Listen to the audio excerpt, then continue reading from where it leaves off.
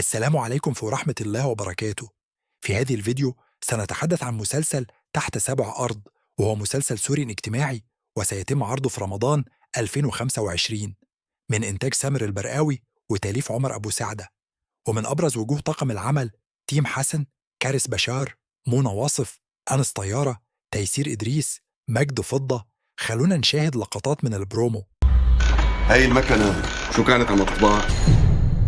لك ليش وينها؟ أنا شغلتي كمش اللي مثلك، بتعرف لو مالك أخي شو كنت سويت فيك؟ فكرك عايشين ورا هاي المطبعة؟ بدون بنصور عملة، لك هي جريمة، هي فضيحة. انت ضابط ما هيك؟ محسوبتك خريجة حبوس. المصاري مثل ما هنن المشكلة يمكن يكون الحل. انا بطلبهم من المقدم موسى.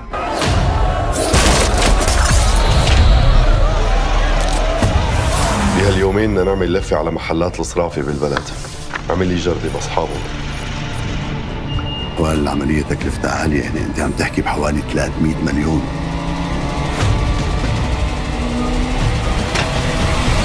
بتقرب على أخواتي رح بدفنك تحت سابع أرض. والقصة هي عبارة عن استغلال الضابط موسى صلاحياته لتحقيق مكاسب شخصية بطرق فاسدة وملتوية، مما يجعله في مواجهة مباشرة مع الأشخاص الذين يبتزهم، بينما يكتشف أن أخويه يزوران الدولارات، فيجد نفسه في مأزق صعب بين تركهم لمواجهة العصابات بمفردهم أو إدارة هذا العمل بنفسه لحمايتهم.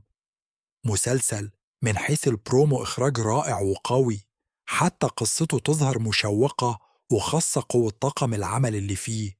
وانتم ما رأيكم في هذا الموضوع؟